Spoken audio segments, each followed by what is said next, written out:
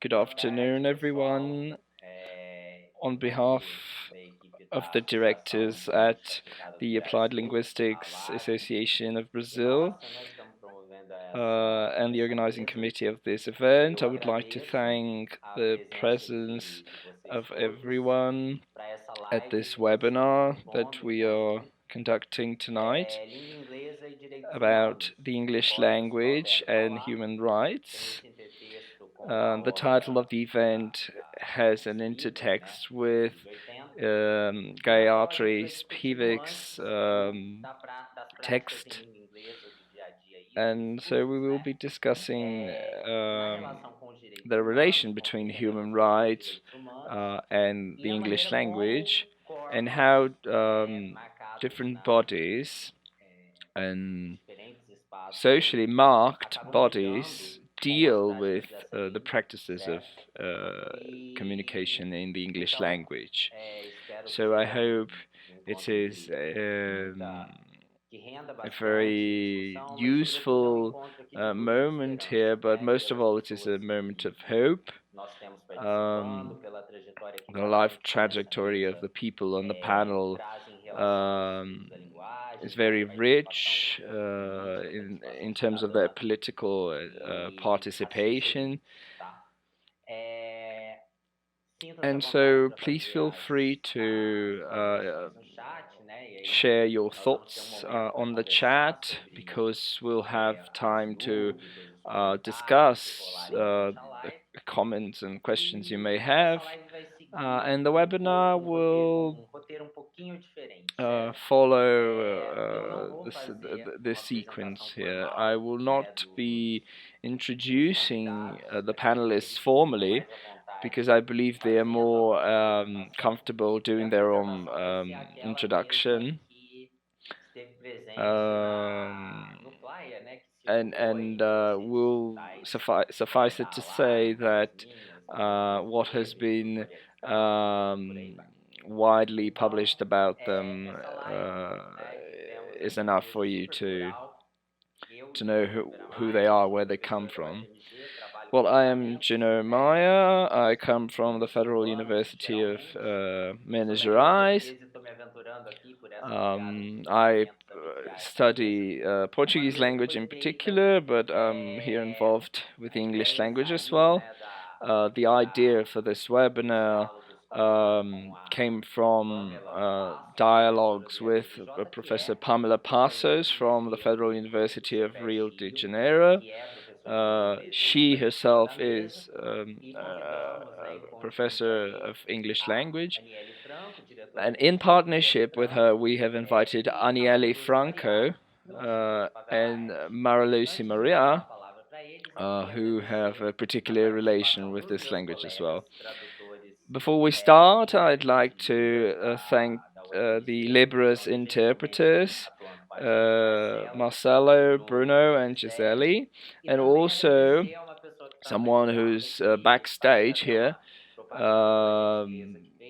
who is Gulherme Zig Adami, who is promoting the English version of this webinar, which will allow us to publish the webinar in international waters.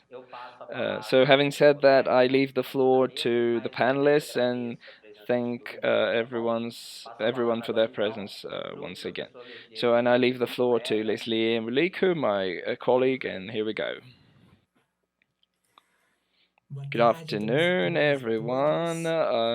It's a great pleasure to be here in this webinar at an association which is very important to me. I think ALAB makes a great job at connecting different voices and promoting a kind of applied linguistics that's more indisciplinary. So I would like to thank my friend Jeannot for the invitation. It's just a great pleasure to share this panel with Anielle and Mariluce.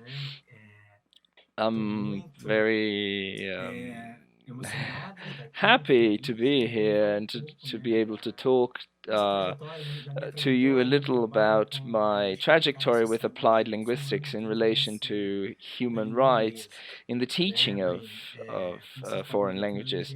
As you can see, I am a professor at Cefeti in Rio de Janeiro. Um, I am a language teacher. I've been a language teacher for 21 years, 10 years of which were devoted to pedagogical coordination and teaching and external examinator. And and the other half of my career has been devoted to my employment in federal institutes. And about 2 years ago, I joined Cefeti, um, where I can get back to teaching again. My research has began in relation to orality, in dialogue with semiotics, and at the time I was already producing teaching materials, which is something that is required of teachers in the federal system of education. And in my PhD, I I became closer to applied linguistics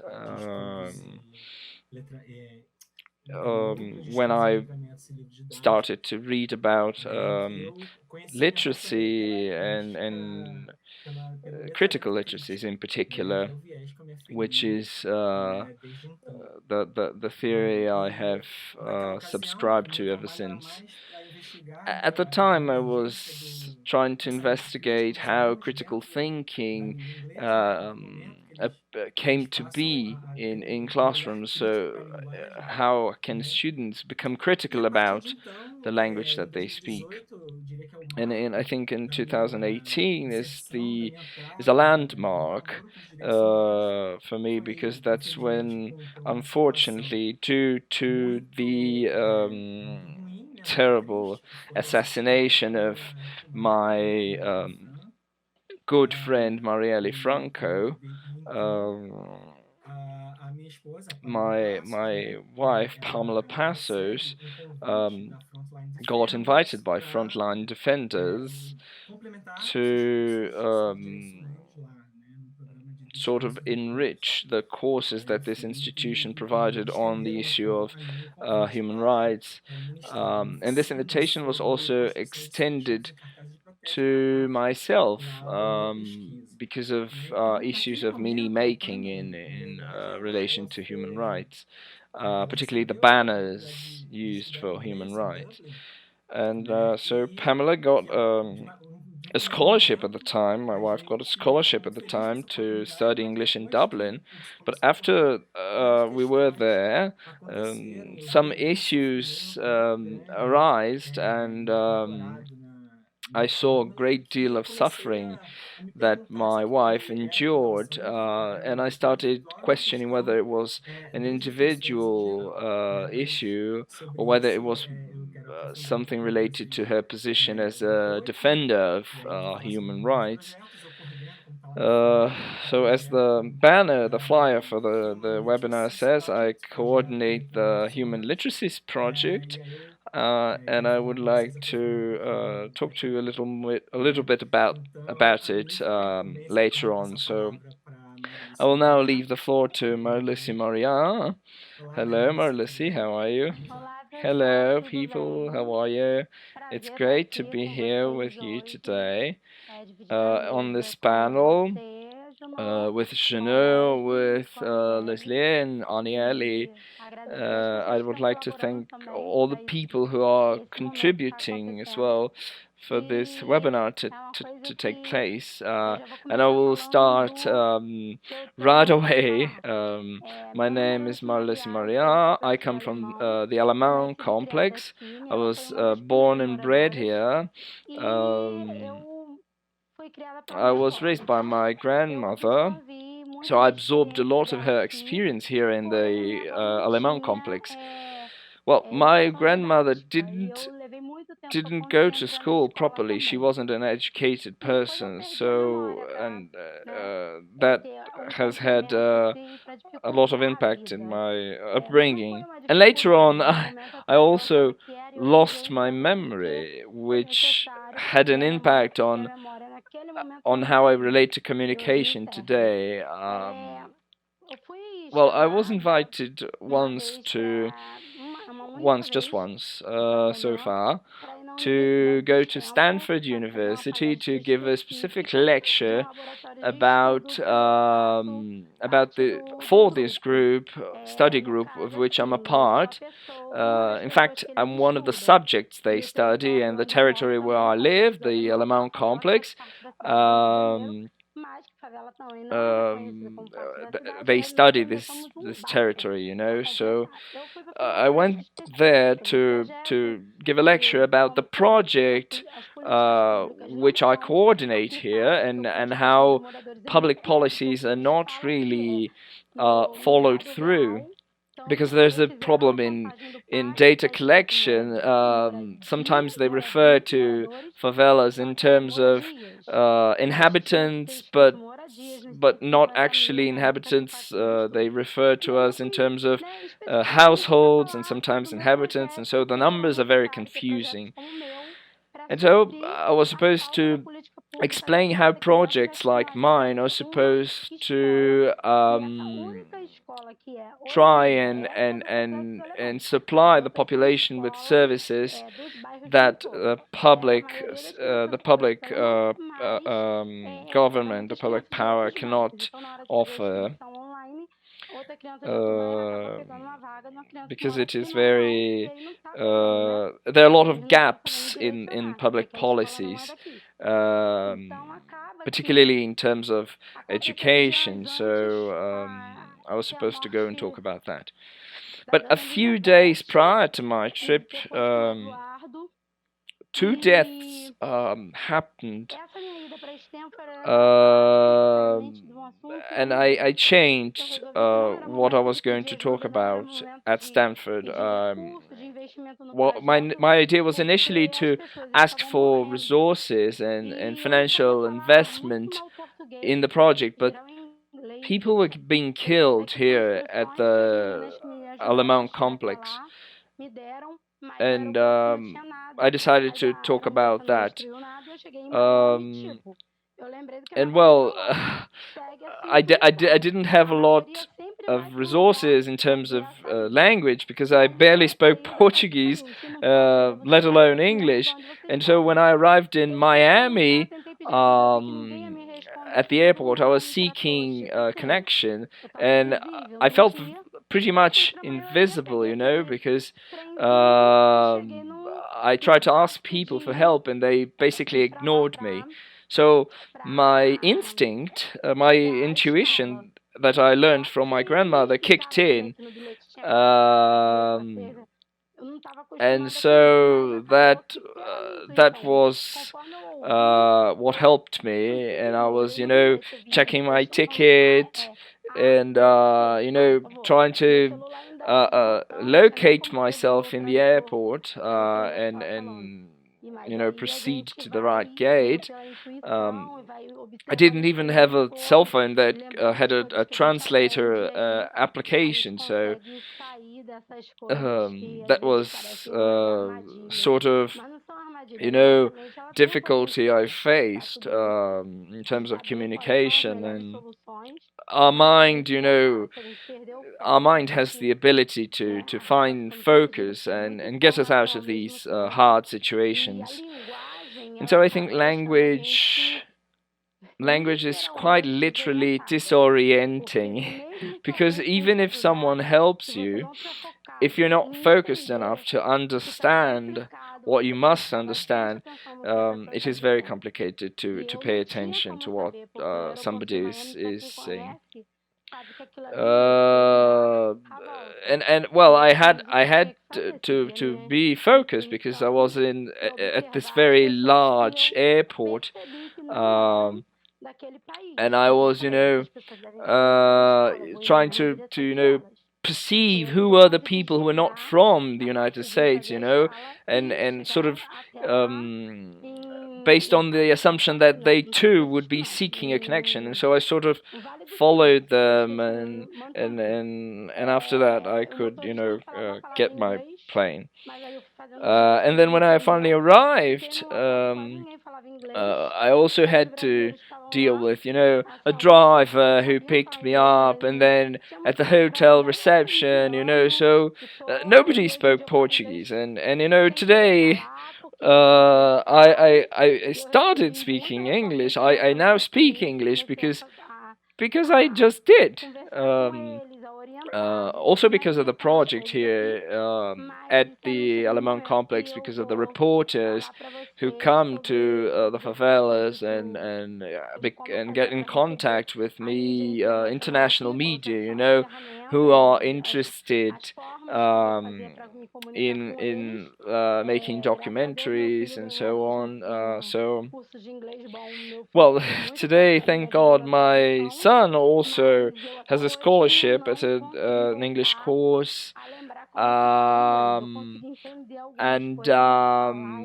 so he sometimes helps me in translation, but also because of my memory problem, I forgot a lot of what I had learned, but I hope that soon enough I will be able to speak this universal language. So I guess we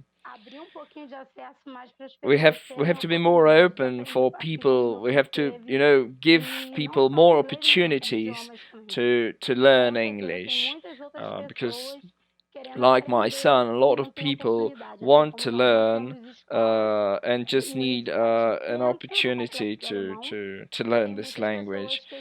And so a lot of people may not be enrolled in schools, but they have the ability, they have the capacity, and someone just has to give them a chance, so they can improve their education and seek a better future. Now worldwide we have a lot of problems, not just here in Rio, not just in the favelas, in terms of how fast vaccines will arrive at the population, So when schools were operating normally, children from certain regions already lagged behind, and now with the pandemics, even more so. People from the favela need to study a lot, need to try and catch up with more privileged populations here in Brazil. So we need to have contact with these people who can give us opportunities. Because here in the favelas, when we have elections, people give us a lot of hope, and sometimes we choose the wrong people to be our governors, and we tend to get services that are not up to par with our needs, So I will now leave the floor to Anielle, and I'd like before to tell everyone that I'm happy to have the opportunity to be here to explain my experience in the United States, and it was a very short experience, just 10-day experience. I didn't see a lot of people there. To me, a city has to have people, but well. Hello, everyone. Good afternoon. I'd like first to thank Juno for the invitation to be here with good friends. I'm Anielle Franco. I'm currently an English teacher, a journalist, and a writer, and director of the Marielle Franco Institute. I'm very happy to be here with such brilliant people, and I will tell you a bit about my life trajectory, which involves a lot more than just English. Well, I started playing volleyball when I was 8. Um, and very early on, I started playing at Vasco, but I also played at Botafogo. When I started at Botafogo, the amateur sports in Rio were being treated with a lot of disdain, and so we were forced to uh, work if we weren't interested in becoming professionals. And when I was 16, there was a final where some people from abroad were present. And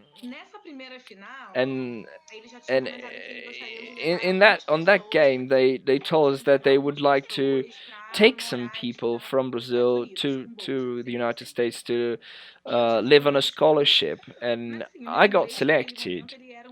At that time, my English was a high school English, level of English.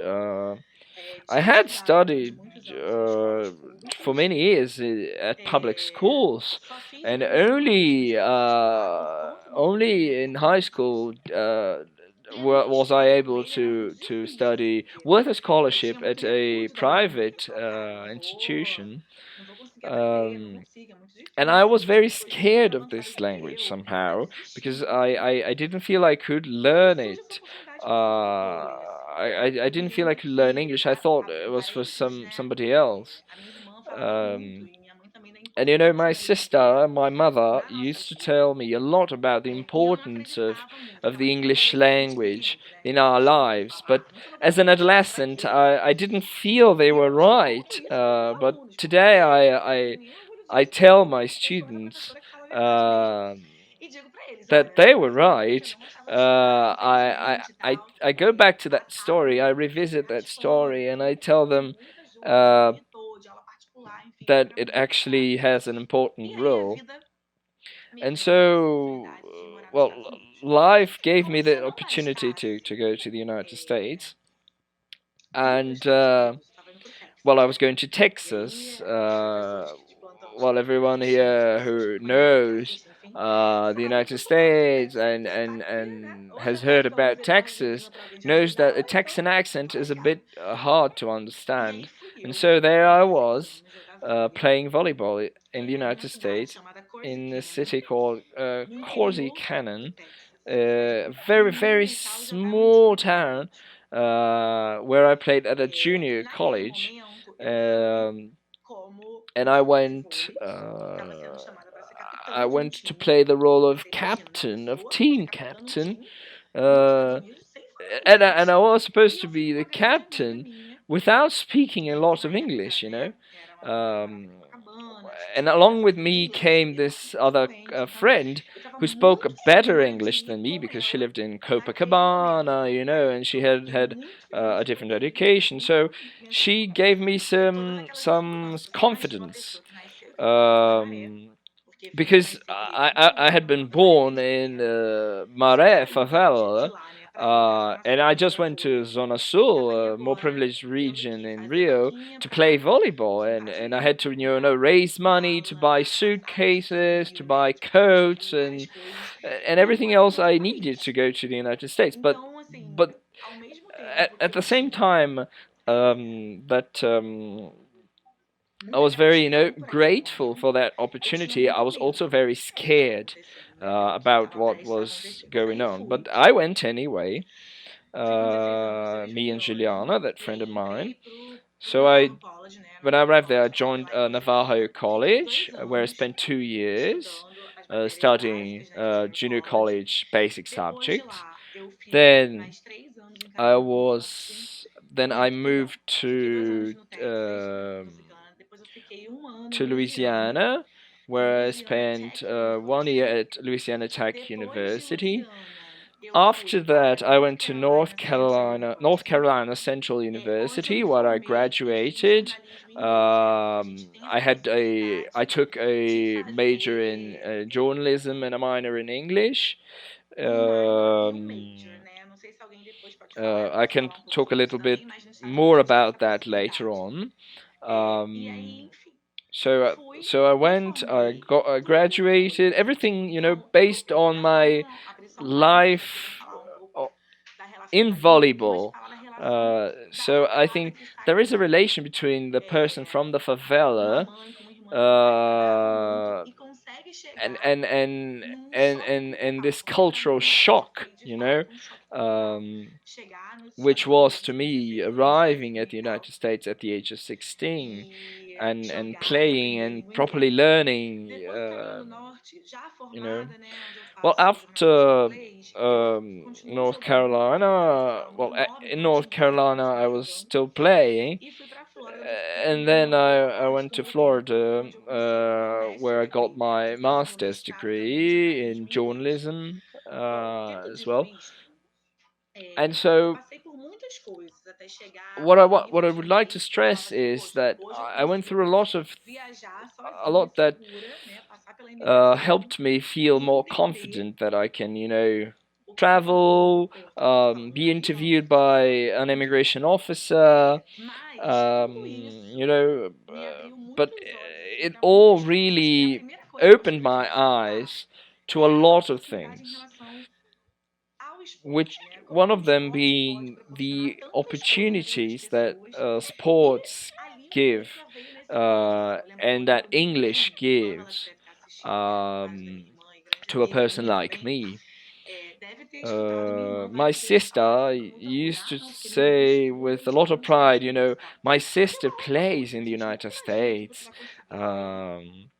Because for a person from the favela, it's very hard to imagine that you can um, leave the country. You can live abroad.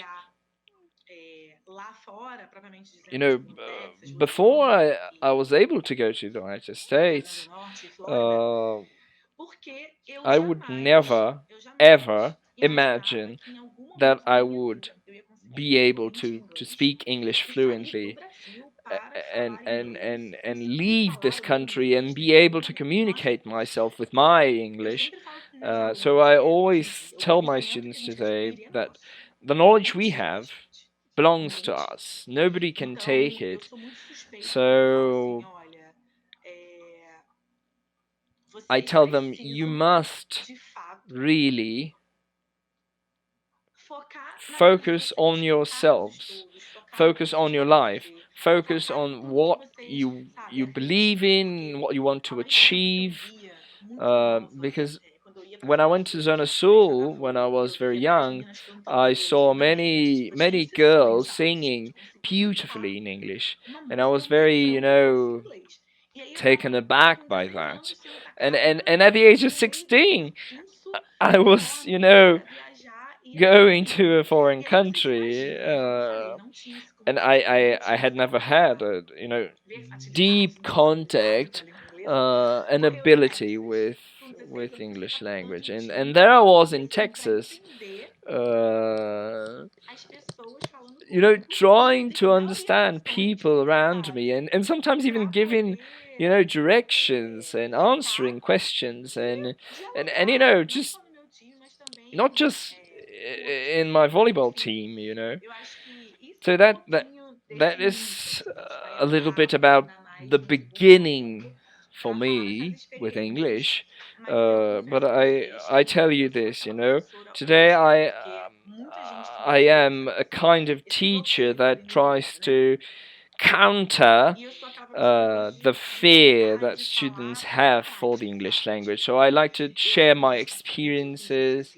Um, I like to tell them that I teach in such and such way because of my experience with the language, and when I came back to Brazil, I joined the State University of Rio de Janeiro, where I studied to be a teacher. In the United States, I taught.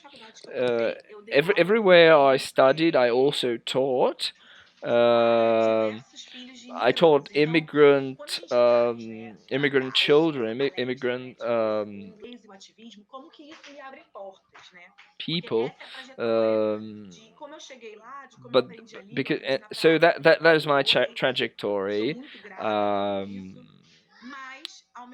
so I'm very grateful for my experiences, uh, but at the same time, I know that only with the experience I had and the things I had to face in terms of the English language, I could today be the teacher that I am. Because I was that kind of person that would, grab my friends by the hand and say, "No, you will explain this to me. You will tell me what you mean. I want to understand what this is." And I was even a translator at a detention center in Texas. Uh, because the center had apprehended more than 1,000 Brazilians um, who had tried to enter the United States illegally. Well, at that time, we had won the championship, and so we were celebrating, and on the newspaper. Um we were we were part of the there was a picture of me and my friend Juliana on the news, and it said that we were Brazilian and so on. And so there I was, studying, because I also had to um, have good grades to keep my sports scholarship. So there I was, studying hard and really, focused in learning. And suddenly, a police officer enters the room with the director of the foreign students, calling Miss Silva, who is me. Uh, and so I was thinking, oh my God, what have I done? So we left the room, and he told us that they needed our help because of because they needed to communicate with this big number of Brazilians who they could not communicate with. So that was my first work experience with the language in the United States. The classes I used to teach were, mainly for children and adolescents. We didn't, get paid for that. It was just some extra activities at the university. And that job, on the other hand, which I did for about a year and 5 months, maybe, was actually a paid job. It was like $90 an hour, something like this. It was great pay. I missed that time. And so besides being able to practice English, we were able to help people. So what happened was we would get the people's account in Portuguese, translate it into English, pass it on to the American government, get the American government response, translate it back to Portuguese, and relay it to the immigrants. And so it was a year and a half where I could, be very close to a lot of Brazilians with a lot of dreams. I was able to help a lot of people to get back to their home in Brazil, and I'm very glad to share that experience. And all that happened before I was even 18. Uh, it was one of the best experiences I've ever had. I promise to tell you more about it, about my life later on. So I will now leave the floor to Jeannot.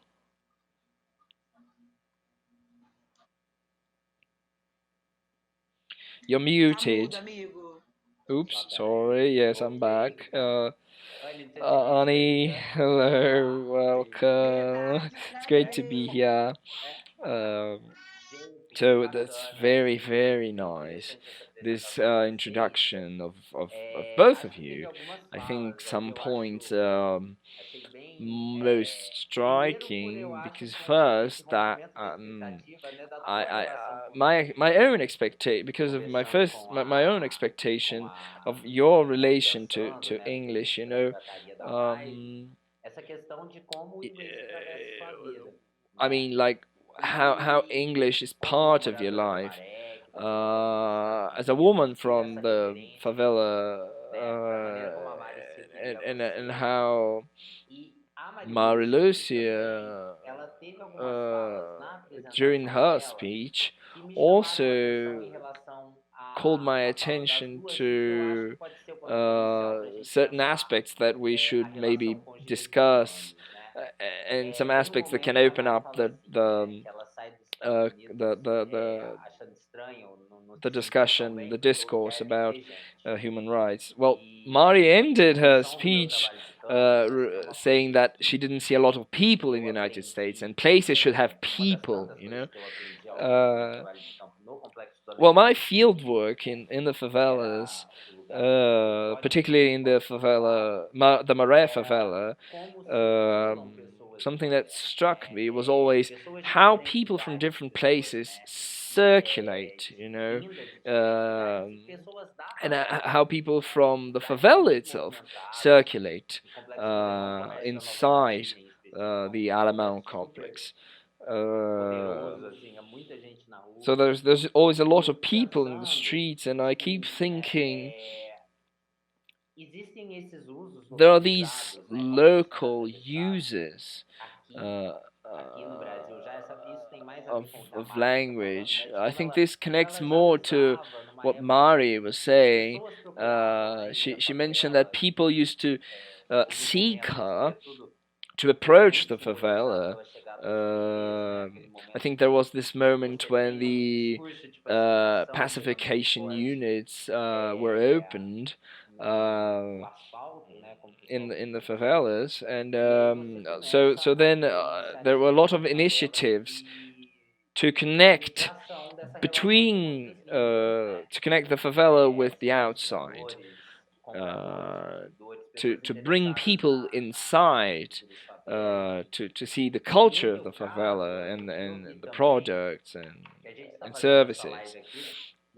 And so I guess I want to I would like you to feel free, both of you, to feel free to speak a little bit about, particularly Mari. When did you start using English in your daily life, on a daily basis? I know that you've had a tour agency, and how did that experience reflect on the way you arrived at Stanford? Because you said that people understand when they want to understand, and something else you mentioned was the invisible body, and so I would like to know more about how you use the language to break the invisibility. Um, well, I think I'll begin by answering the last part, and then I will be able, I think, to tell you more about how at the beginning we had a lot of people coming from abroad to visit the Alamão complex. Well, I had the invitation from the university, and then I left here.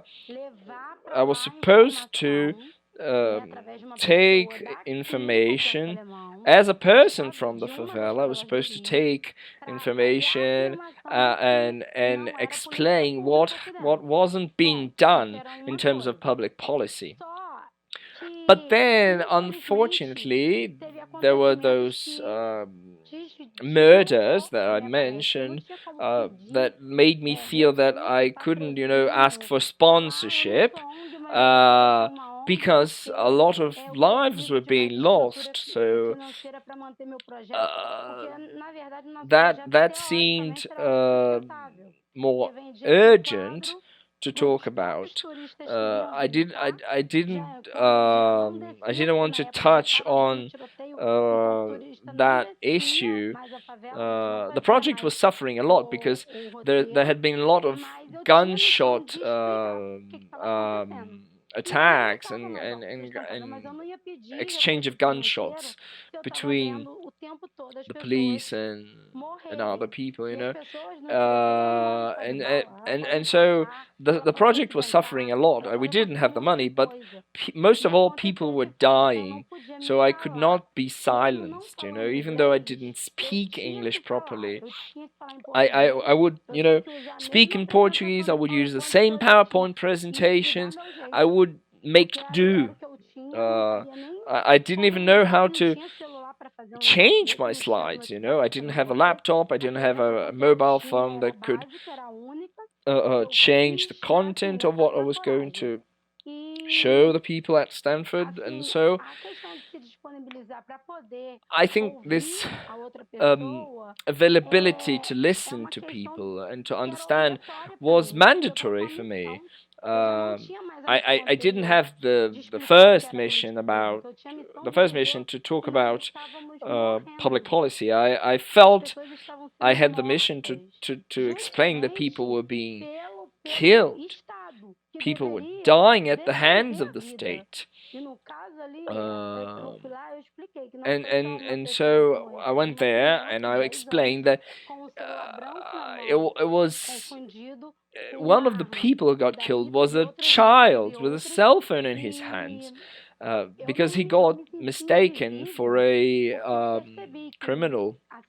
And so what I realized is when you arrive, you have a hard time grabbing people's attention. Because here in Brazil, you can ask anyone for information, and they will give you, even if a particular person doesn't like you or doesn't like your looks, they will reply to you. But in the United States, that's not the case. People ignore you. And so that the experience I had before kicked in at that moment, because I used to have a tour agency, which in the past received a lot of foreigners, and we had to do whatever we could to communicate with them. and so people were about to people bought our tourist packages to know the places and the services of the favela, and we redirected the money to the local businesses and to the local professionals, and so we were, trying to find people who could help us, to connect with the people from different countries. I did not actually, speak very well, but I could understand better, so the people in the streets, the children who grew up during that time, they didn't take English courses, but because of the contact they had with the foreigners at that time, they, they can communicate, they understand. Until today, you will find people who can understand basic English because they were part of that experience with us at the tour agency. Obviously, a lot of them are also, mainly teenagers and children, are curious about song lyrics, and they try, to learn from the songs that they enjoy, but sometimes they don't have, the proper resources. That's why I said before that if a city doesn't have people, it makes no sense, because it's the people who make the communication. Places need to have people, always people. When we opened a Rio Favela tour, we wanted people from abroad to connect with people from the favela, and so that was supposed to be a cultural bridge, and so we had a lot of contact with international reporters who reached for us and asked to, visit and interview people and film a documentary, a commercial, something like this. And we always, welcomed that kind of request. We didn't charge for it, but we recommended that if they were to interview someone and record a person's house, they should donate some money to the person, and they didn't need to pay us as a project, as an institution, but we only requested that they tell the actual story without too many cuts, so that our perspective can be divulged, because I have a feeling that in Brazil, the media, the open media cuts a lot. There's a lot of omission in terms of the information that arrives at the wider public, and there's a lot going on in favelas that is wrong, and that needs to be made public. It needs to People need to be aware of that, and I think omitting those facts is not doing the duty of the media, of journalism. It removes some rights from us, the people from the favelas. These omissions remove our rights, so the cuts are not justified. So I will end end here. I'd like to thank everyone. I don't know if there are any other questions. If there are, I will get back to answer and leave the floor to Junot, because probably he has some other questions to anybody else. I don't know if I am past the time, so sorry. Fica tranquila. Então, feita essa palavra Yeah, mágica, there's a Mari, lot acho of que era. Eu experience lembro in também, your depois você pode até um, comentar in your words, algumas Mari. questões sobre os. Eu So lembro que quando a gente. Você I estava think, yeah, no seu I trabalho de remember. campo, Maybe porque eu later te you could conheci lá na tell us Palmeira a bit ainda, eu acho que about. foi I remember 2014 ou 15. when I Quando was doing chegaram os field work and I estrangeiros, met toda a maneira you como in the vocês favela usavam in 2014, I think, celulares or para conseguir, às 15 vezes, fazer maybe. A traduções. lot of Se foreigners tem uma memória were disso, there, acho que depois a gente pode and I comentar remember how disso you também na hora que a used gente juntar uh, todo mundo the ali mobile na mesa phones to redonda. sometimes Agora, make Anne, agora, né, translations você voltou, como eu and falei, né, todo esse communicate. Maybe later we can que, touch upon that when we que eu are acho joined que by até everyone lembra, else. né, da maneira como a So gente now, Annie, imagina a trajetória do contato com a língua in inglesa. I Você foge think bem, né, your dessa história aí, você experience fala do papel do is, esporte e tudo mais. E aí, de it repente, goes você against contou the nada, né, stereotype da língua of what inglesa, we imagine to be the com questões trajectory muito of a person with the evidentes, English né, de vez language, em quando. Acho que um, because Lesliê you're chegou a mencionar confronted isso aqui, a gente sempre uh, dá by very evident os human assessorados, né, rights da issues. Mari e tal, da maneira como Uh, foi. E de repente você é convocado a ser essa locutora. um, we had Saber, to por exemplo, deal o with que the muda para assassination você of your nessa sister, prática, né? Inclusive and do afeto com essa língua, o que all of a muda sudden nisso you are in the e middle que of this situações que mess. você passou What changes in em relação ao particular seu corpo, in né? terms of your Inclusive é uma questão de effects of repente, your ser relation to aquela that coisa que se language? fala, né? What Uma não changed falante, in de relation to repente your você é uma uh, locutora, to mas to your isso pode ser muito body, instável também, né? Porque eu não sei, eu to acho que as your pessoas image as são, a por exemplo, digamos, non-speaker, o but morador de then favela não you become fala a inglês, ele sabe, translator, né? and E a then maneira como isso, there na is this verdade, instability, a gente diz assim, te configura, because você nasceu, there is né, an cria na assumption maré, that sabe? people E from the isso pode ser favela will not ruim be também. able to Então, é speak uma coisa English. que eu acho que você poderia Uh, comentar aí. you know that that Não, amigo, idea is você very falando, eu ia widespread, pensando and aqui so I várias think coisas, maybe you né? could comment a bit Ao mesmo on tempo that. que eu pude ser Well, I essa pessoa think de you, tradução e tal, as eu you passei por spoke, I was muitas coisas. Eu thinking era at the a same tradutora, time então that fui obrigada a I substituir. was this Eu era person a who pessoa que made tinha um sotaque translations. diferente lá, I, então muitas vezes tinham I coisas was, que foram A, tiradas the por isso. Eu Brazilian, era aquela pessoa que B, era vista the como uma person with a different brasileira, né? Tipo, nossa, accent, ela usa so roupa. Então as maybe I pessoas got aqui denied também, some things os because of trends that. que C, acontecem ainda, I né? was E aí, quando eu volto pra cá, the person who they looked eu at sou and uma empresa said, like, oh, pequenininha, she wears eu clothes, she começo doesn't a walk trabalhar, né, naked, like lecionando e tudo some mais, e people aí may quando a think minha about irmã us entra pra Brazilians, I'm criança, just eu me lembro que mentioning those no things primeiro because mês when de I adesão, started no working as segundo a ano de mandato teacher, dela, logo no começo and do when ano, eu my ia sister viajar. became a Ela counselor ia fazer, né, for participar de um pacote de the viagens e tal, e aí municipality, ela um, toda assim in her empolgada para second começar a year, dar aula.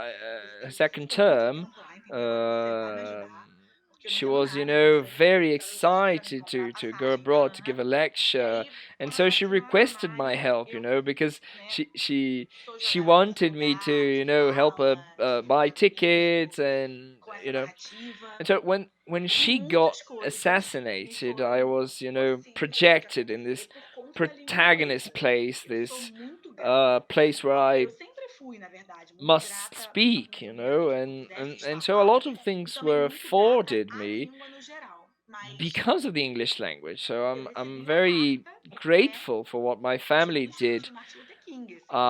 Então, and the o language nome, itself. né, da fundação Martin Luther King, eu, fulano de Because tal. I got a letter Entender e from one viajar of the e falar da sons Mari of Martin nessa Luther outra King. esfera, né?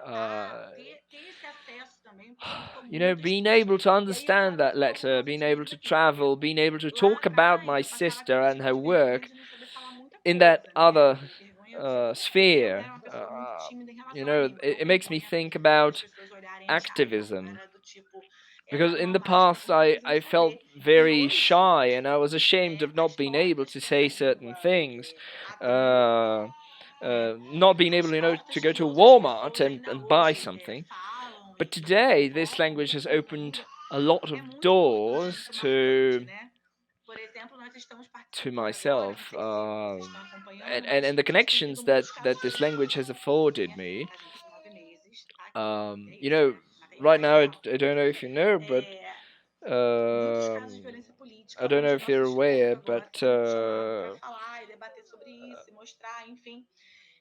we have many cases of political violence where our institute has been invited to speak up, and we've been part of two hearings at the UN, and so I'm being part of this committee that is working on the issue of racism and how that affects politics.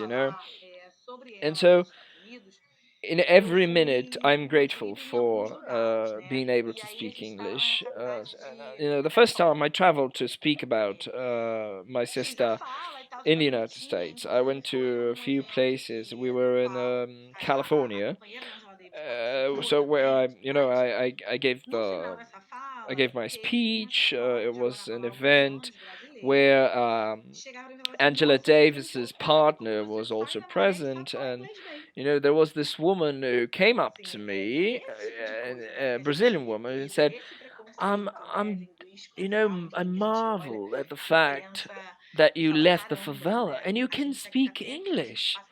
So, that's a kind of prejudice, racial prejudice and linguistic prejudice that we face. Even in the United States, I have to hear that kind of comment. So the role of English is very clear to me. I mean, certain people have an advantage to be seen as capable of speaking the language. And today I teach middle school and high school, and I feel very touched by the idea of creating courses and being able to spread the word about English. And I think people people are not motivated. People from the favela are not motivated to learn English because some teachers reinforce those stereotypes about who can and who can't speak a foreign language. I myself was very lucky with my teachers. They were very supportive, and I try to be that kind of teacher when I'm in a classroom with students. I'm not sure I have fully responded to your question, but that's my mindset. That's how I try to inspire younger people to learn English. Great, Annie. Yeah, let me just see here. Yeah, okay. So I think I'd just like to hear some more about. Maybe I'd like to bring Lesliê in. I guess we could have everyone on the screen now to have a proper discussion. I'd like to now talk about some things that we have,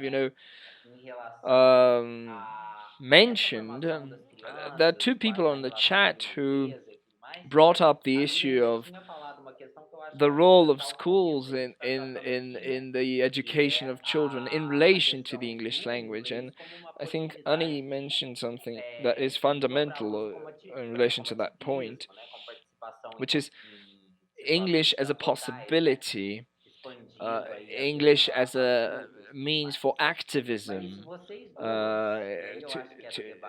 to engage with translocal situations. Both of you, both Arnie and Mari, I think I'd like, and also Lesliê, I'd like to, discuss this idea. No, you can you can talk about your projects, obviously, but I would like, to understand more about what you think about your own circulation in the academic universe, because all of you are connected to the academic universe somehow. I usually share my experience of a dialogue and a friendship with Mari, and this work that you do, I find it very funny that I can be a professor my entire life, and I won't be able to give a lecture at Stanford. And Mari, with her project, made a brilliant speech on an important topic. And so I want to know how, from the places where you are, how do you denaturalize English as this universal language, that presupposes that people in an academic position must speak a certain kind of English that is close to the norm, and to a certain extent, and to what extent do you believe that this imposition of English, or this impossibility to deny the centrality, the central role of English in worldwide communication, and how does that language, act upon the bodies, particularly minority bodies, because I teach at this course at the university, where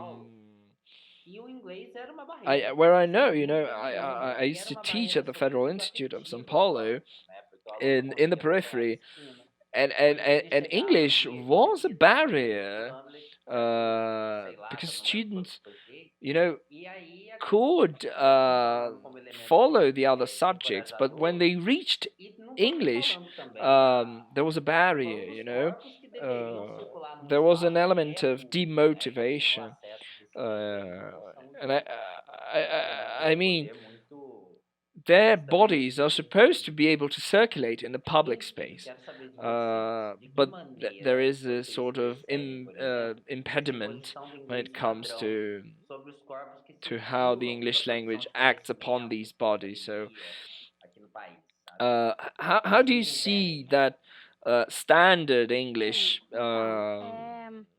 exerting power over the bodies in academic spaces?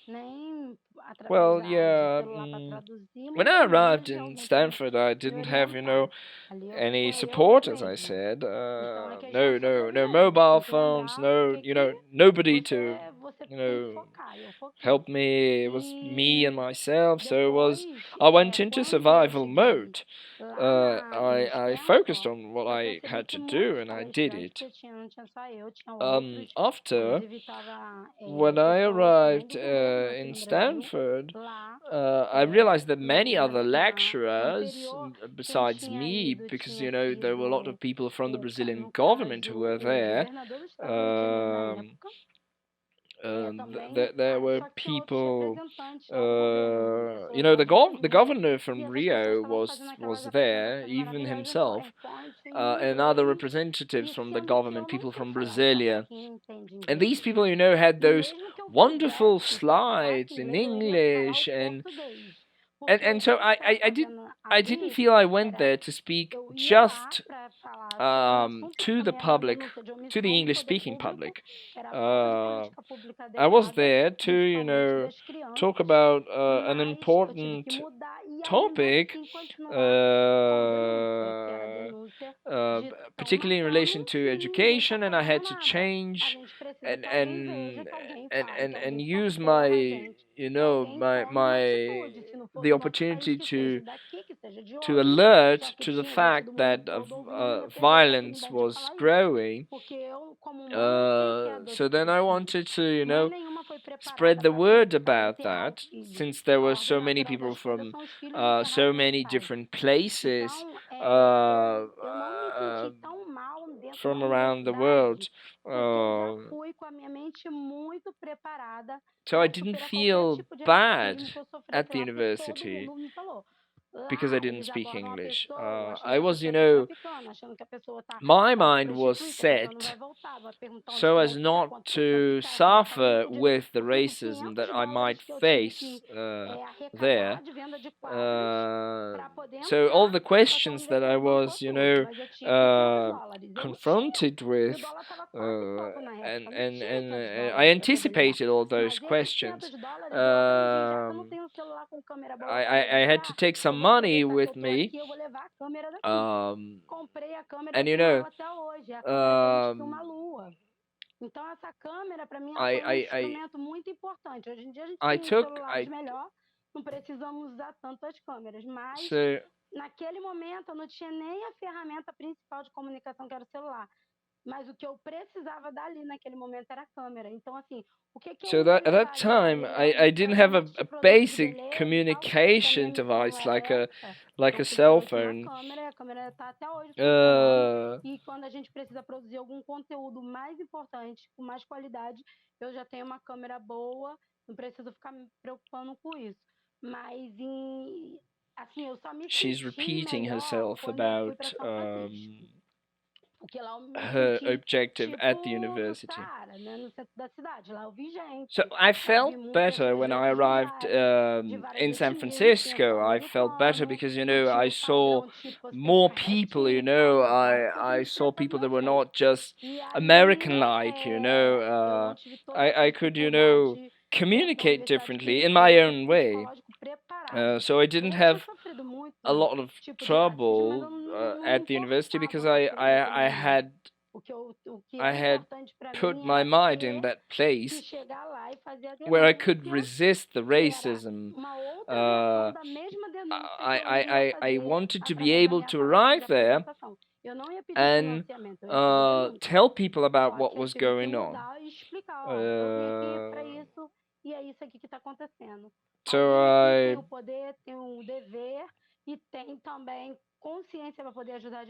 she's repeating herself once again about the issue of the killings and how that became her goal in the lecture at Stanford.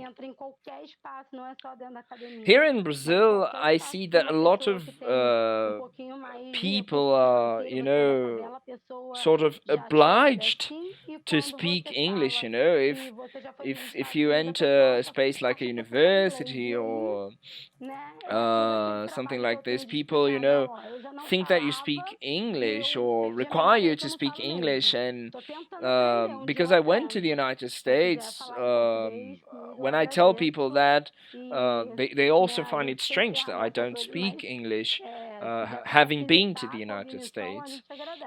Today we have tools that can make communication easier. I think English is very important. Businesses nowadays, when hiring young people, tend to favor those who speak English. People being connected online through such platforms as LinkedIn and that kind of stuff. Well, being able to speak English is a must. So you have to learn English. And most of all, you have to take a course to have sort of a certificate to prove it. You have to be able to prove that you actually speak that language. So young people are required, to have those abilities, and so it's very hard even to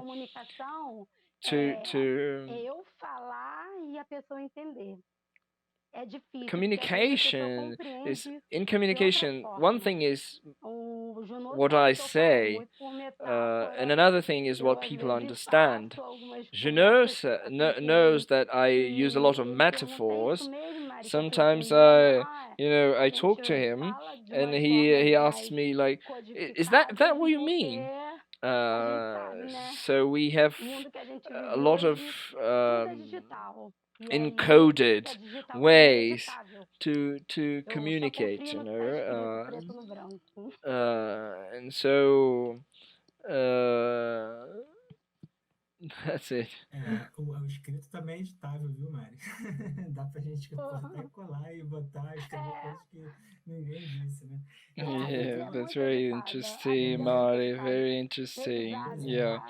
Cara, eu tô particularmente amando o que você yeah. Thank you. sobre a experiência de vocês, porque basicamente o que eu vi I love what you pesquisando bring up, because basically that's what I have observed and researched, and it's very curious that in my project I have been able to be in contact with people who 158 people, 29 Brazilians and the rest foreigners, who are defenders of human rights, and Por sul global, eu quero dizer Zimbabwe, Uganda, Tanzânia, Sudão, and a lot, most of the people come from the global south, Zimbabwe, Namibia, Armenia, and all of them talk about this importance of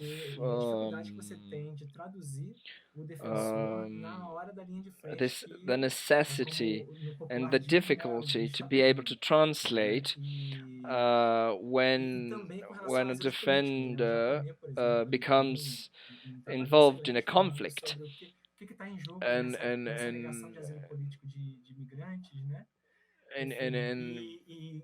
what is at stake. It's very interesting what is at stake when we think about political asylum, and how the linguistic difference does not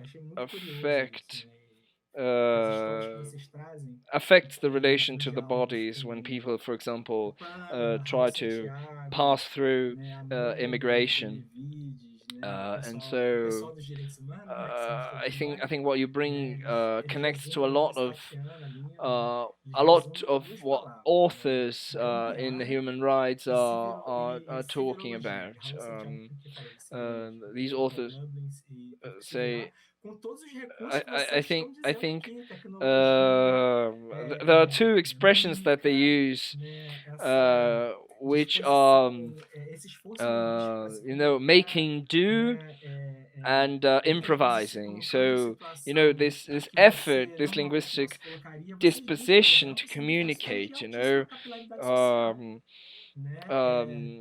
sometimes in situations where usually you wouldn't find yourself. Both of you are very much, you have a very wide network, and there are some stories like of journalists who were forced to use Google Translate and to be able to present a paper abroad. So I'm very glad that you have presented us with a narrative of success, behind which, however, there is a lot of suffering. I cannot even imagine, Mari, trying to grab someone's attention and being ignored, I can't, as a white male, a white heterosexual Catholic, all the privileges that I have, I just want to listen to what you're you know, bringing up, you know, my position as an applied linguist is that I must I must not refrain from pointing to the fact that English is the language of a colonizer. It was a language that was chosen to dominate, to culturally dominate the global south, but at the same time, English is a language of resistance. I believe in that. It's not a mere ideology. It's something that can be proved by your speeches.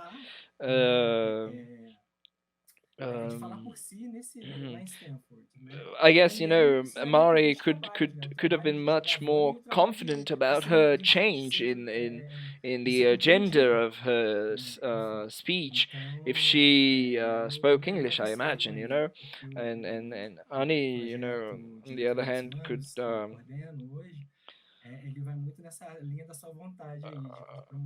I think my, you know, my project of human literacies goes in the line of the same, along the same lines that you mentioned, Ani, which is, you know, to popularize the teaching of the English language to defenders of human rights. Vocês já complementaram e responderam super bem. Quando você ia falando do projeto, eu me lembro. Yeah, I think it just as you spoke about the project, I was, you know, thinking mainly in Texas, where there are so many Brazilians living. They were very anxious about anything that could, you know, popularize a bit of the language to them. That was in 2001, you know. So there's still that desire for the American dream, where people can live a certain kind of life and have certain things.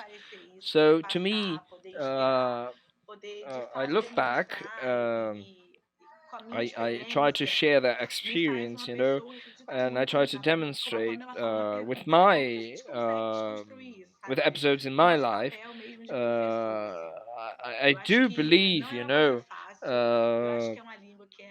I do believe that we need to deconstruct the role of a teacher. You know, it's a language that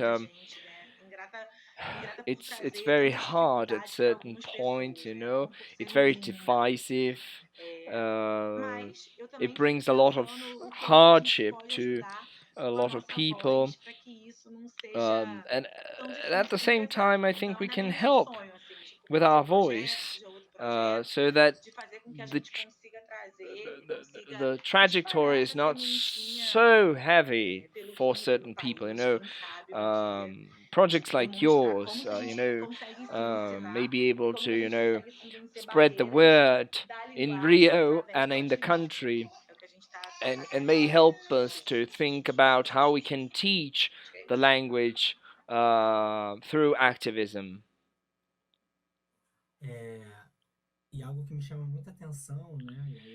Something that calls my attention, I think, is Mari's line when she said, "We are dying. People in the favela are dying." This you know, speaks of the frustration of my wife Pamela in Dublin, when she realized that the course she was taking was another course that was supposed to teach them how to ask for ice cream, how to ask for the price of things, when in fact she needed to learn how to say, things like they killed my sister Marielle, Franco. People in the favela are being killed, and so the course was supposed actually to welcome people to the country and introduce them to a consumer culture. There is an ideology behind those courses, and so the specific end of the course is to teach people how to buy things. Classic lessons about restaurants, about airports. Well, the airport is kind of useful, really, but like. Yeah, it would help indeed, but this course that Pamela took, it was like it was a very it was like the cuts that a journalist tries to make on a news story about the favela. When I went to the United States, there was this reporter who asked for a lot of information, and some things that I told him, and were supposed to be published. This guy published, and so, well, I had agreed with giving him the interview, telling him, and in exchange, he was supposed to, send me the end result.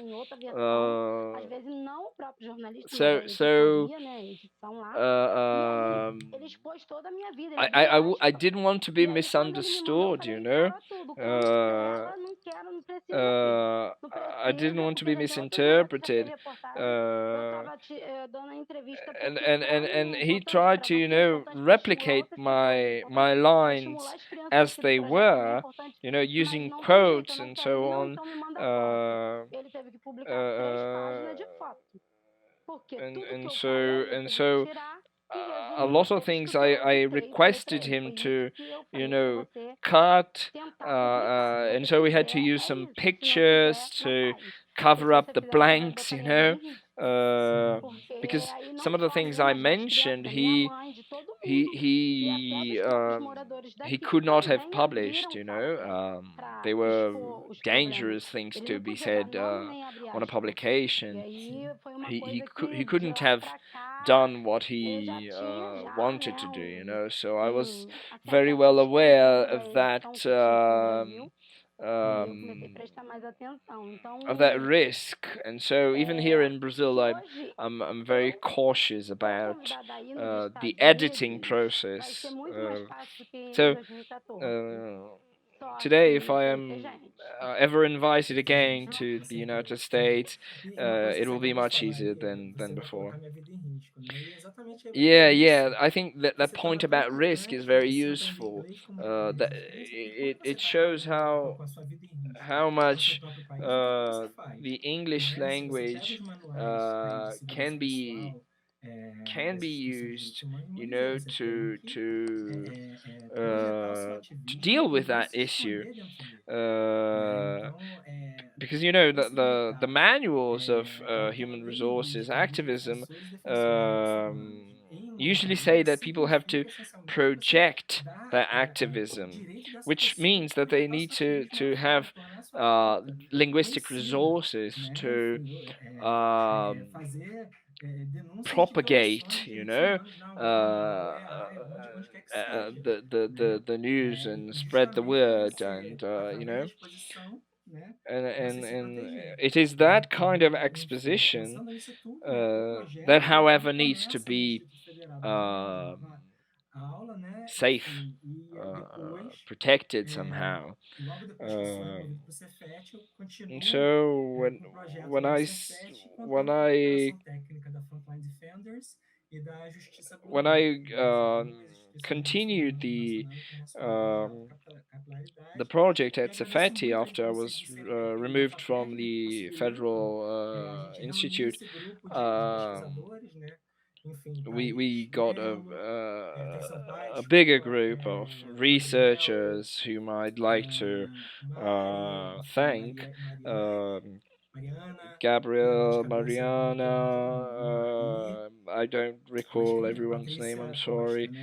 Patricia, and so they helped me with this central branch of the research where we ask through a questionnaire about the linguistic identities and linguistic needs of human rights defenders, and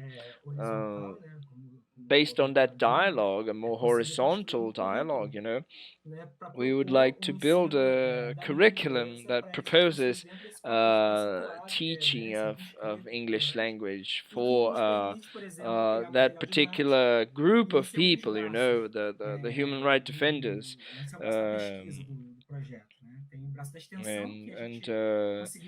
There's another branch in the project, which is the extension branch, which was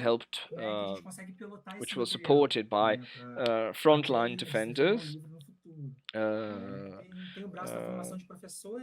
And there's also the branch of teacher education, which is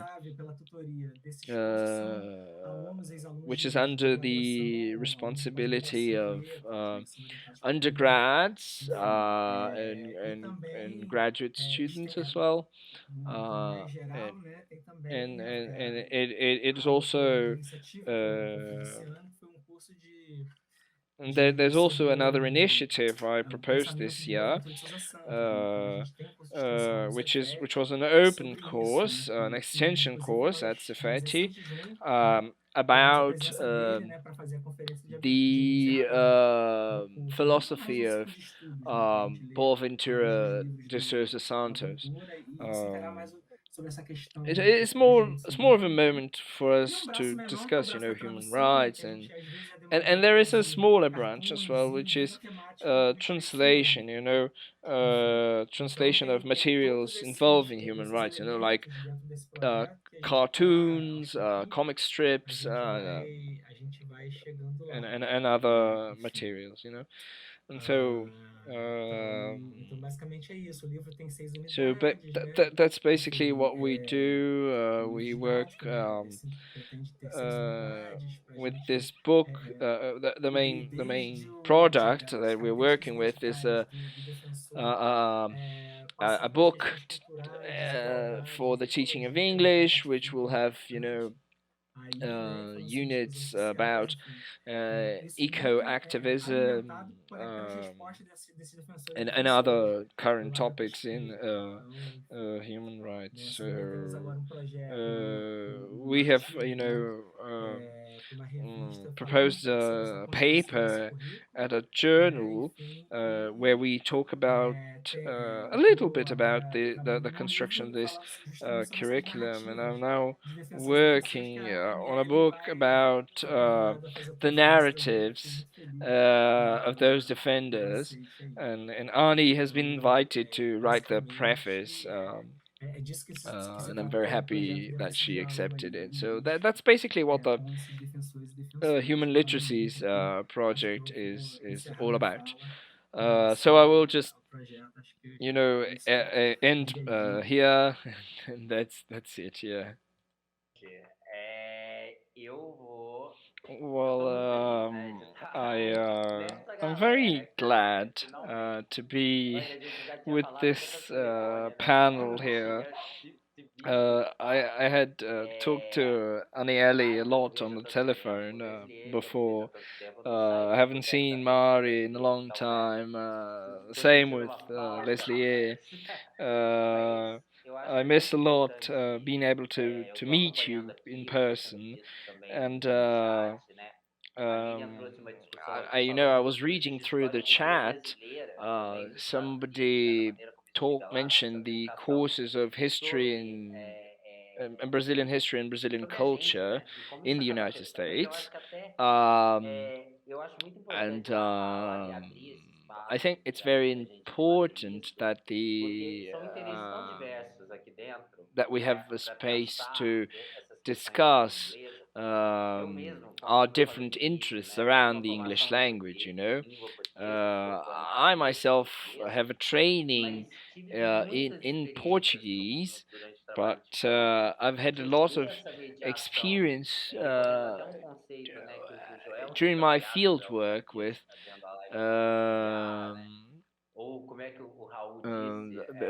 the idea of improvisation, the idea of making do. So I saw that in practice, and I saw it a lot in the children whom I encountered in my field work.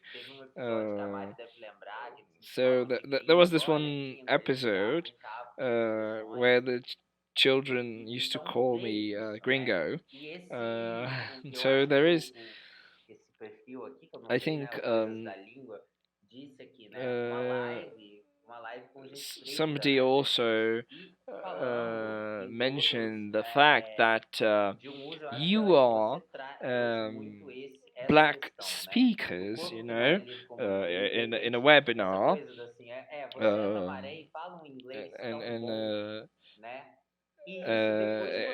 because there's always that that assumption that people from the favela are not able to speak English, so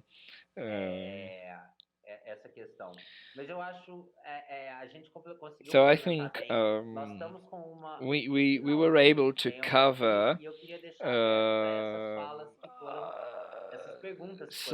a lot of the important aspects, and so I would like to bring some questions. Daniel asked Anielle to talk a little bit more about Marielle's desire to speak English, and also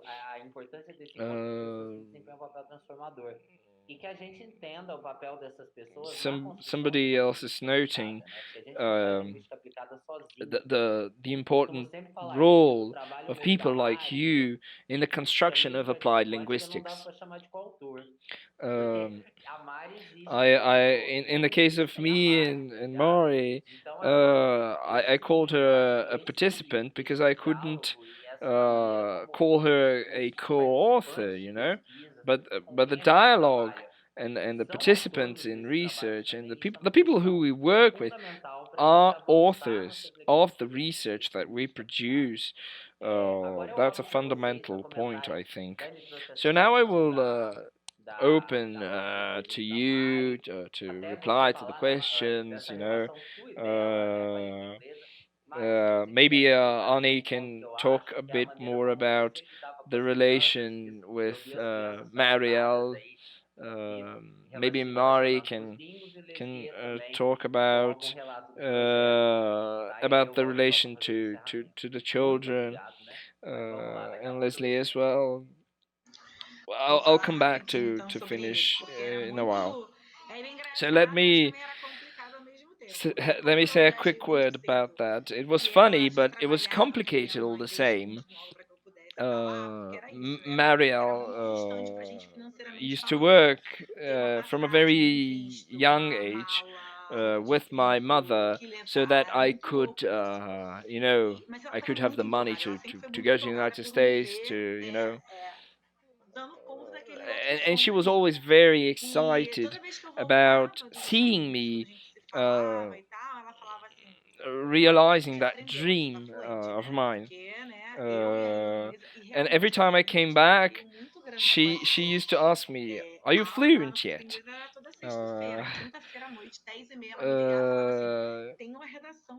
So she used to attend English lessons on Friday, and on Thursday she used to call me and ask for help with her homework.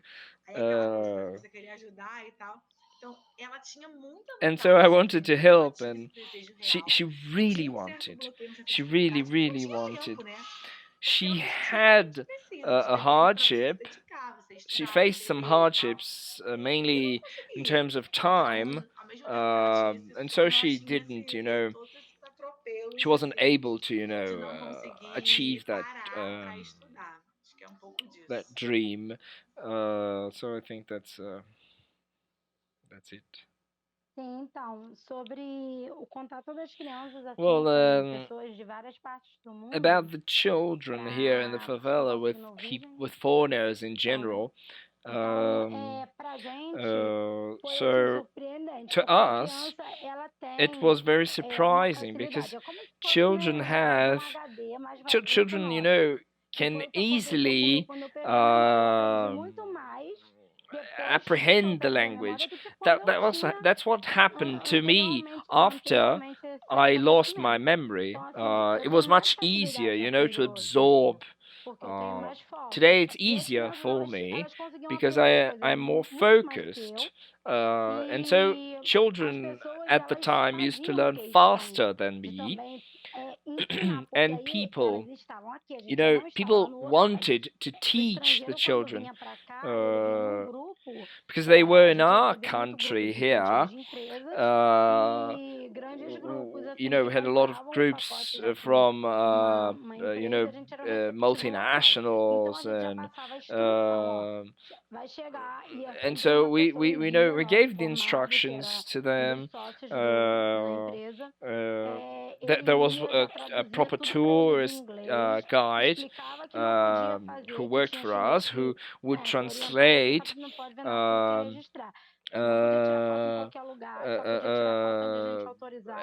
And so they would give the instructions that they couldn't photograph anything. They had to behave as if they were in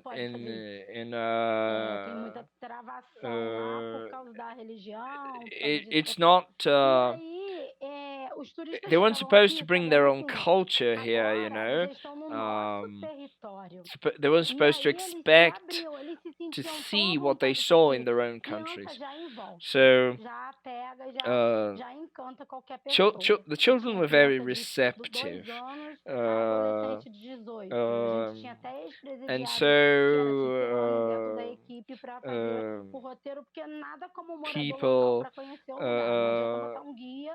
people are very involved with the local guide that we had, and so the children started to learn English with a lot of dialect. There was American English, British English. There was this word that could be said otherwise. I was like, hey, look, you have to have focus.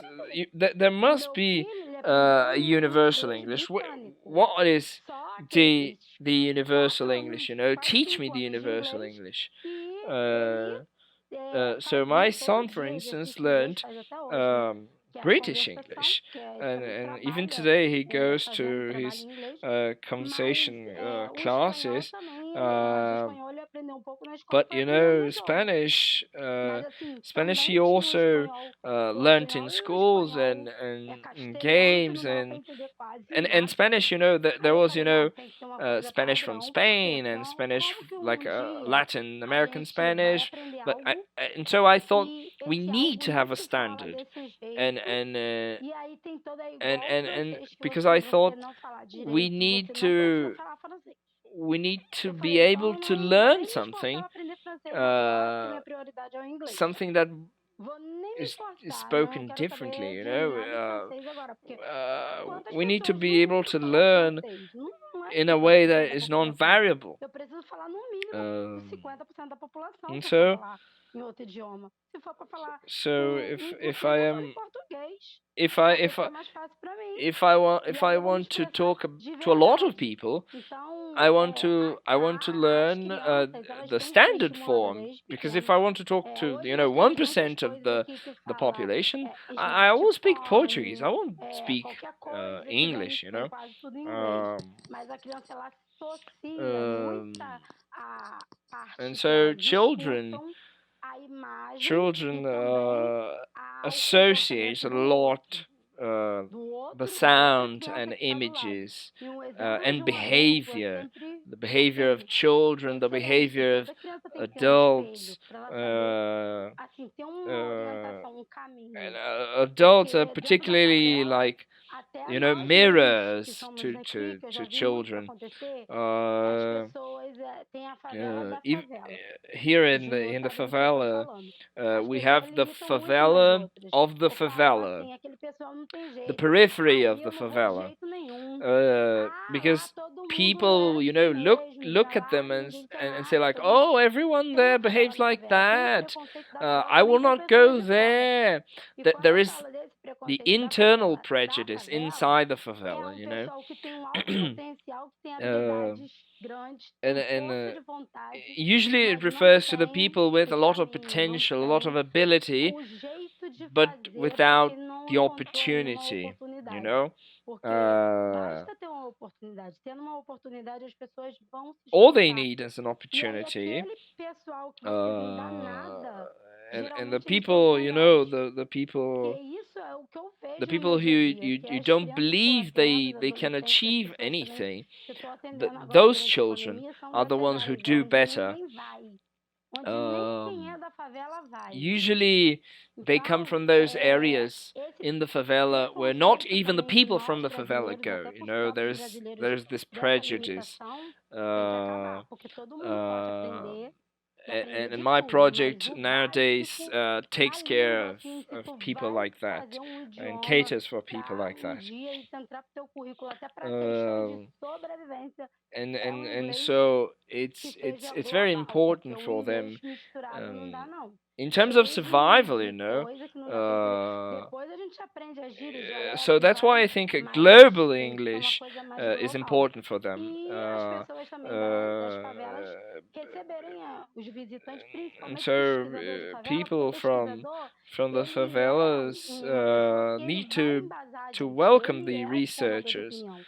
Se um dia eu precisar Researchers provar are alguma coisa, não tem are pesquisas people who acadêmicas pra will be provar. able Eu não vou to precisar help us pedir, prove our colocar um points. jornalista pra falar a I don't verdade. need to beg Entendeu? for a Porque o jornalista às journalist vezes não to pode, come porque and say the alguém truth, não deixa. Mas because eu tenho sometimes lá o journalists pesquisador que can't ele não pode omitir aquela always informação, pode say ser what que ele I não need them to possa say, and so publicar a researchers informação do jeito que eu cannot falo. omit Mas ele vai colocar ali, ele vai a registrar. certain piece Se of a academia information. Maybe depois they vai cannot orientar ele pra ir publish pra um it the outro way formato, I say aí it, tudo bem, mas ele não vai esconder. the way Ele só vai direcionar I pro would say it. letramento certo, pra não expor a Researchers will, pessoa e you tudo know, mais. use E as crianças, the assim, proper, you know, hoje em literacy, dia, o que elas mais querem é se comunicar com the pessoas academic que literacy, falam but they will outros idiomas. nevertheless Elas sentem falta. publish Eu tenho um professor what que é da Pensilvânia, what ele is na área de happening, you know. sociologia, é o Sam Richard. Ele é There da is this Universidade one da Pensilvânia. professor here Ele, quando faz uma aula from que é Penn coletiva, State nossa, tá uma aula bem University. grande, When e he, a you gente know, comes here participa, to as give crianças falam com os a alunos collective deles. class, Algumas you know, conseguem responder em inglês, the né? children Meu nome talks é, to minha his idade é students, you tal, know, eu moro and the aqui no children complexo do Alemão, fala essas coisas mais communicate with the básicas. students that he brings Mas along with him. geralmente a gente, eles têm um tradutor para And ajudar a gente. in general, Mas claro que they as in crianças, general they e bring a até eu gostaria translator, de falar com a nossa porta-voz, que nada melhor do que an você interpreter. But chegar obviously, e se I would expressar like com to a speak with sua my own voz. voice, you know. Nada melhor. Fora a questão There's da nothing better sobrevivência. than that. A voz é tudo, gente. Porque é And so igualzinho voice o que a is gente everything sabe, assim, eu não vou botar nem for contexto survival. religioso, is everything we need for survival. Vem pelo ouvir. Então, se alguém te escuta, é mais fácil de acreditar. Because people need to listen to us so they can believe, and that's why I'm sure I will be able to learn English properly. And when I achieve that goal, things will be better. Para que todos os defensores e defensoras de direitos humanos não sejam traduzidos mais, né? Consigam falar por si só. Let's defend that all the defenders of human rights not be translated but speak for themselves, right? Let's publish this manifesto of resistance. So I would. No país mais desigual do mundo, a gente vive num sistema. I would like to talk about this idea of our very unequal system, political system and socio-economical system that we have in Brazil. And so it's very important to divulge these narratives of success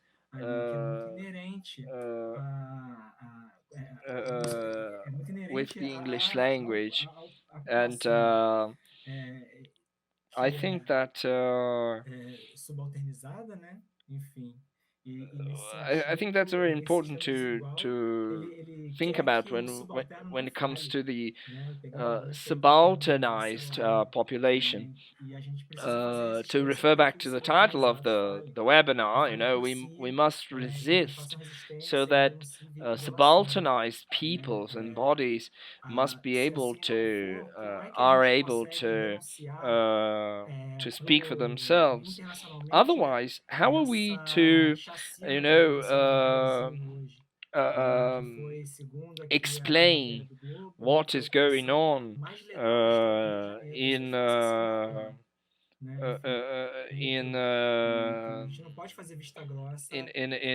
Brazil, in the favelas,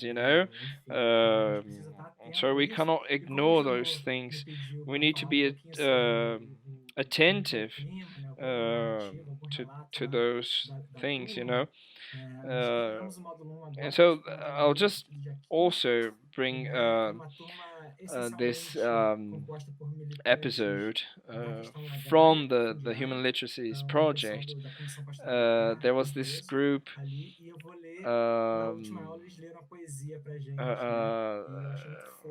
that produced a piece of poetry, and I would just like to read out what they wrote. It's for love, yes, the life we sing, and so many times also cry. It's for love, for life, that we fight and walk slowly to sunshine. It's for love. It's for love, for life, that evidently we face the pain in this bitter realm of hate. Wow. So we end with a piece of poetry. Well, on behalf of the Brazilian Association of Applied Linguists, ALAB, I'd like to thank everyone for this panel. Anielle, Franco, thank you very much for your time. Mari, she tried to go to the favela to bring some of the scenery for us. Unfortunately, it wasn't possible, we had technical difficulties. But anyway, it was very much worthwhile. I would just, refer to your institutions, Ani at the Marielle Franco Institute the Favela Art Institute of where Mari works, and Lesliê. Leslié's Human Literacies Project. I think it was a beautiful webinar we had here. And Lesliê has mentioned that 25 people have been killed. I mean, 25 people have been killed now today in a favela called Jacarezinho on a police incursion, and so that's the importance of our work here. Thank you very much for all the interpreters, Bruno, Marcelo. Thank you, Gulherme Adami, who has produced the English version, which we will have very soon to publish the content abroad. Thank you very much. Goodbye. Take care. Bye bye. Thank you. Thank you.